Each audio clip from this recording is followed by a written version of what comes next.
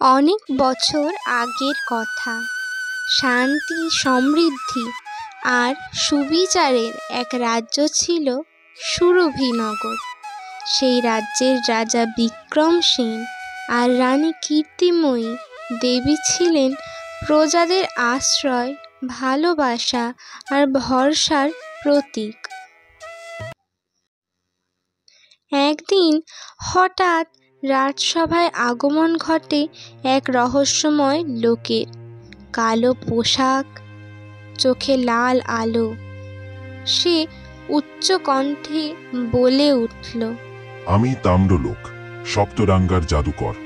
তোমাদের রাজ্যে প্রাচীন অভিশাপ জেগে উঠেছে। 7 দিনের মধ্যে যদি কেউ সোনার ফুল এনে না দেয়, তবে রাজ্য জ্বলে উঠবে বিষে, ফসল শুকাবে, নদী বিষ হবে, আর মানুষ মরবে অজানা ব্যাধিতে। সবাই স্তব্ধ হয়ে গেল। রাজা কাঁপা গলায় জিজ্ঞেস করলেন, সে ফুল কোথায় পাওয়া যাবে? ভয়ঙ্কর তপবনে 3টি পরীক্ষা দিতে হবে, সত্য, ভয় ও ত্যাগ। যে ব্যর্থ হবে সে চিরদিন হারিয়ে যাবে সময়ের ধোঁয়ায়। সবার চোখ রাজার দিকে। কিন্তু ঠিক তখনই রানী কীর্তিময়ী ধীরে বললেন, আমি যাব। সেই শব্দে কেঁপে উঠল রাজসভা। রাজা ভয়, উদ্বেগ কাঁপা কণ্ঠে বললেন, না কীর্তিময়ী, তুমি কি জানো কোথায় যেতে চাও? সেই তপবনে কেউ যায় না, কেউ ফেরে না। আমি জানি, কিন্তু আমি এটাও জানি ভয় পেয়ে বসে থাকলে রাজ্য রক্ষা হয় না। আমি শুধু একজন রানী নই, আমি এই রাজ্যের রক্ষা কবচ, তোমার স্ত্রী। কিন্তু প্রথমে আমি একজন নেতৃত্ব দানকারী। তোমায় হারালে আমি নিজেকেও হারাবো। ভালোবাসা মানে বাধা নয় মহারাজ, ভালোবাসা মানে বিশ্বাস। আমি ফিরব, সোনার ফুল আলো নিয়ে ফিরব। তুমি সাহসী রানীমা, চলো তবে, তোমার ভাগ্য তোমার হাতেই। রানী কীর্তিময়ী রওনা দেন, একা, নিজের কঠিন পথে, নিজের রাজ্য, নিজের প্রজাদের বাঁচানোর উদ্দেশ্যে। তার মনে শুধু এক অদম্য সাহস, কোনো অস্ত্র আর তার সঙ্গী নয়, শুধু তার মনের সাহসই তার একমাত্র সঙ্গী। তপবনের শুরুতে একটি পাথরে খোদাই করা, ভয় যাকে থামায় না, সত্য যাকে আটকায় না, ত্যাগ যাকে দমায় না, সেই পাবে সোনার ফুল। রানী এমন খোদাই করা পাথর দেখে আস্তে আস্তে তপবনের ভিতরে প্রবেশ করা শুরু করলেন।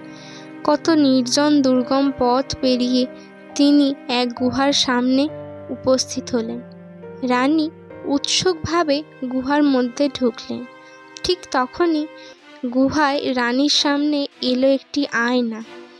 আয়নায় ভেসে উঠল রানীর অতীত ভুল, এক দরিদ্র নারী যার কথায় কান দেননি তিনি। এক ভুল সিদ্ধান্তে, ভুল ব্যবহারে এক পরিবারকে কষ্ট পেতে হয়েছিল। তখনই একটি অদৃশ্য কণ্ঠস্বর বলে উঠল, তুমি কি সত্যি নিজেকে সেরা মনে করো? কখনো ভুল করোনি তুমি?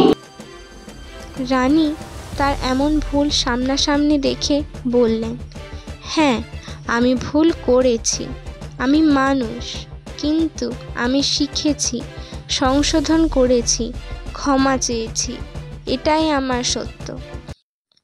এক অদৃশ্য কণ্ঠস্বর বলে উঠল, রানী, তুমি সত্যের পথে আছো।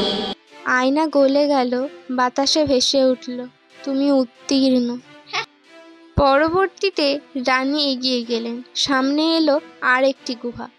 রানীর সামনে উঠে এলো এক বিশাল কালো সাপ, তীক্ষ্ণ চোখ, দীর্ঘ ফনা, ফোঁস ফোঁস শব্দে ভয় জাগায়।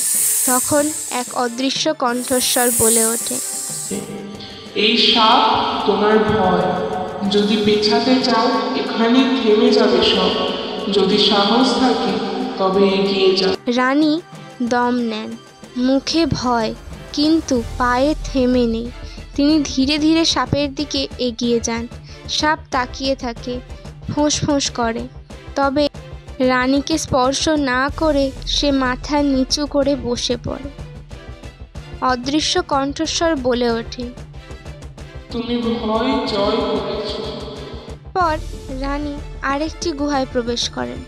সেখানে রানী দেখতে পান একটি সোনার বাক্স। তাতে লেখা, ফুল পাবে কিন্তু হারাবে সব স্মৃতি, পরিচয়, রাজা, ভালোবাসা, তবু খুলবে কি? রানী মহারাজ বিক্রমের কথা মনে করেন।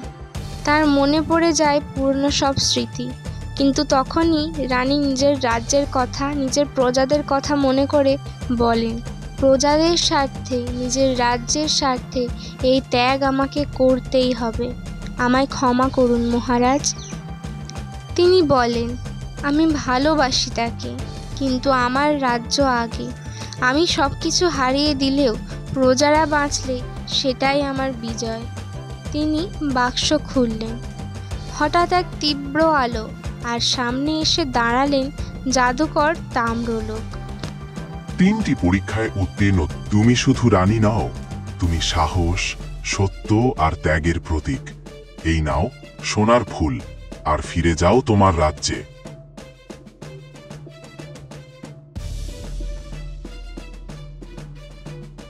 রানীর স্মৃতি ফিরিয়ে দিয়ে তাম্রলোক অদৃশ্য হয়ে গেলেন।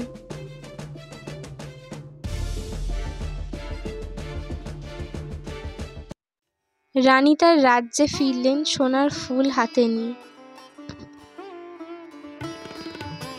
তুমি ফিরে এসেছো রানী, আমি তোমায় হারাইনি রানী, তুমি আমার কাছে এই রাজ্যে ফিরে এসেছো। ভালোবাসা আমাকে পথ দেখিয়েছে মহারাজ, আর বিশ্বাস আমাকে এই রাজ্যে আবার ফিরিয়ে এনেছে। রাজ্য জুড়ে উৎসব, সকল প্রজারা রানীর নামে জয়ধ্বনি করতে থাকে। জয় রানী মায়ের জয়। রানীকে নতুন নাম দেওয়া হয় সোনার হৃদয়ের রানী। খায় সত্য, সাহস আর ত্যাগ যেখানে আছে, সেখানে আশার আলো কখনোই হারায় না।